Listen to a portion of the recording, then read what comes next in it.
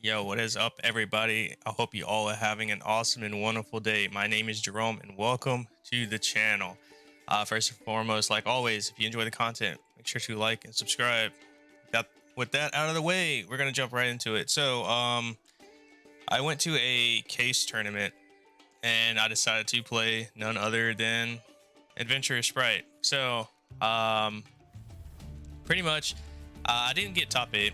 I got 10th place. I went 4 and 2 with 6 rounds.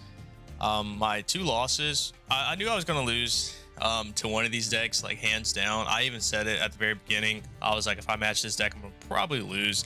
And the deck that I ended up losing to was in the first round was Floowandereeze. I knew that was going to happen. It's a hard counter to this kind of deck, so it is what it is. And then after that, I went on a winning streak, and then I met my next loss when I played up against. It was like a Thunder Dragon slash Chaos slash Adventure Link deck. And this deck kind of struggles with negating a lot of what Dragon Links can basically do. So I think that Dragon Links is a step higher than this deck for sure, because it doesn't matter. You could probably negate 4 or 5 things. They still have about 4 or 5 other things that they can do as well. So it's very difficult, I think, for this deck to kind of stop the very specific things they need to stop, because there's just so many routes that deck can do. So, I lost that one. And then I ended up winning in the last round and thought I was going to maybe get 8th, but I didn't. I got 10th. So a lot of us, I guess, had the same record. But anyways, just jump right through it. 3 blue, 3 jet, 2 carrot, 2 red, 1 carrot, 1 pixies, 3 swap frogs, 1 rodent totem, 3 ash, 2 effect veiler, 2 ogres, 2 DD crows. I'm missing something here. Hold on. It's supposed to be nibs as well. There we go. Yeah, 2 Nibirus. This was like a last minute decision, so that's why they wasn't in here. So at last minute, I just threw 2 Nibirus in. 3 Water Enchantress, 1 Wonder Griffin, 3 Rights, 1 Fateful, 1 Dracoback, 3 Starters, 1 Smashers, 1 Foolish, 1 Called By, and 2 Imperms. The side deck and the extra deck, I just didn't put them here just because, it's very generic. There's nothing really to it. Like, it's pretty generic.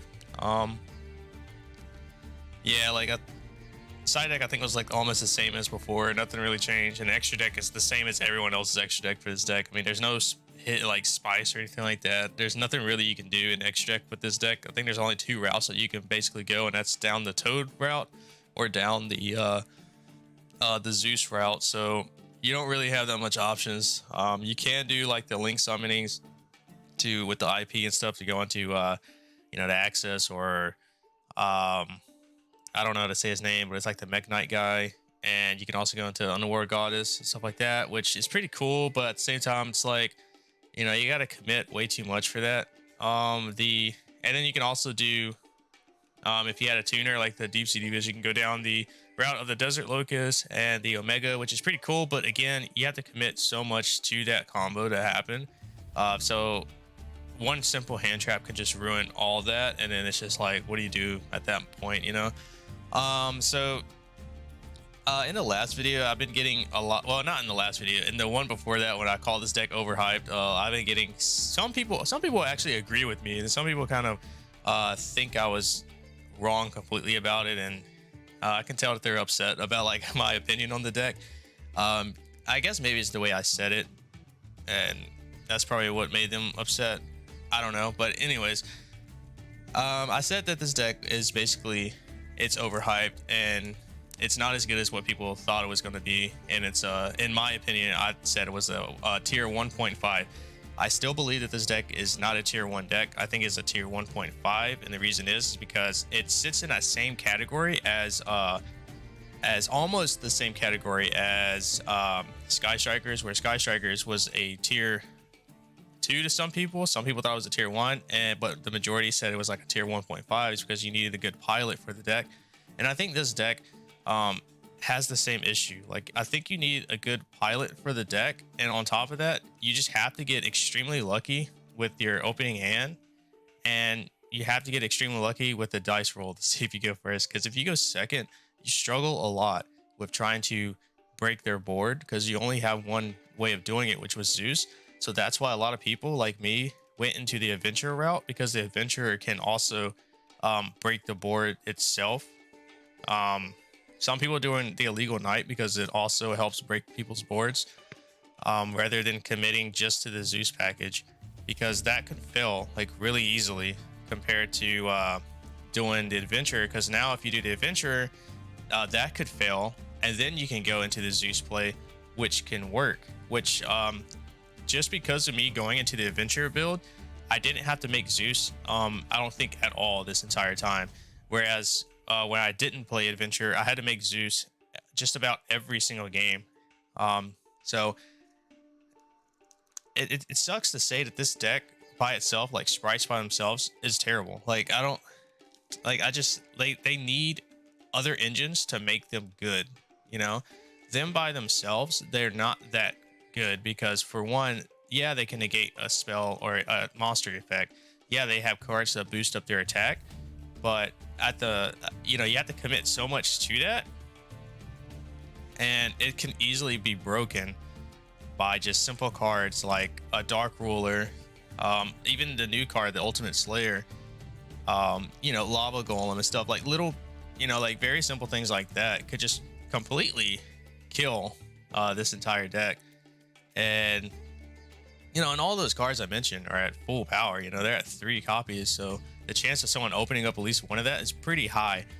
Now, I have had a few people tell me, well, then why not play a build that protects you from it, like Cross Elves? I played like, I think 7 different versions of this deck, and only one of them I went undefeated with.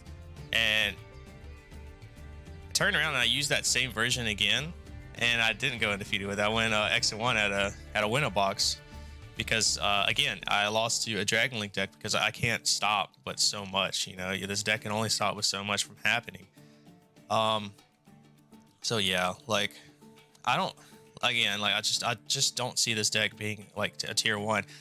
I think that a lot of people are topping with this deck at regionals and stuff only because of a few reasons. And one, it's brand new, so a lot of people don't know what every one of these cards fully do, right? They're still kind of stuck in like, you know, pre-POTE. They're kind of like stuck in that era, so they know what Branded and all that stuff do, but they don't fully understand what tier limits or what sprites do. So I feel like a lot of people are topping at regionals because of that. And on top of that, you know, I think another reason why a lot of those are topping at regionals is because if it's brand new, a lot of people are going to be wanting to play it, right? So that means that when you go there, probably half the room is probably playing sprites or tier limits. The other half is playing everything else, you know? So if if half the room is playing this deck, that only means that, you know, like, there's a higher chance of the sprites being in the top 8 just because half the damn room is playing it, you know? So yeah, I think those are the only 2 reasons, because I, like, still to this day when I play this deck, I'll still have people kind of ask, you know, what does that monster do? What does this one do? I can't tell you how many times I summoned Elf and they thought Elf was the one that stops them from special summoning anything that's higher than level 2. You know, and I feel like that's the only reason why it's topping at so many events, because people just don't understand what to do. And since I already knew what this deck did, I knew how to beat it very easily. I haven't lost to a single sprite player yet, because, like I said, it's so easy to beat a sprite deck. It's very simple. A lot of people focus so much on Toad and they're so scared of it, but it's not that big of a deal. In all honesty, you can easily break that board. And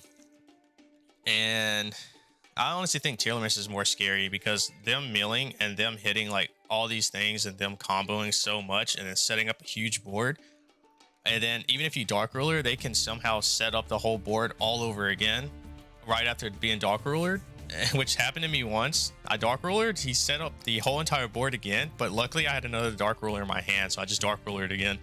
So he couldn't do it again after that. But uh, yeah, then I just went into Zeus and pretty much got the game after that. But oh, so that was the one. That was the one time I went to Zeus, was during that time.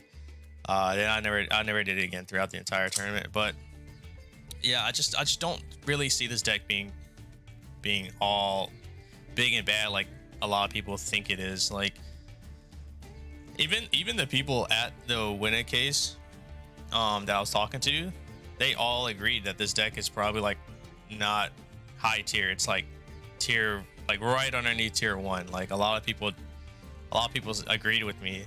Even another person said that the Brave engine carries this deck, and I said yes, it does.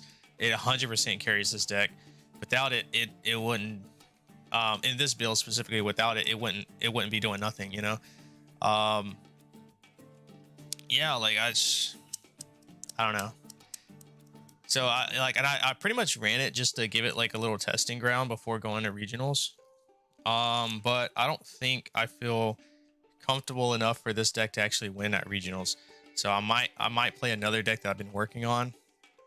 But yeah, I'll let you guys know. Before that, I'll probably have a deck profile of that right before I go, or a little hint of what I'm going to be playing. But yeah, here's your second reminder to please like and subscribe, and I will see you all in the next video. So peace.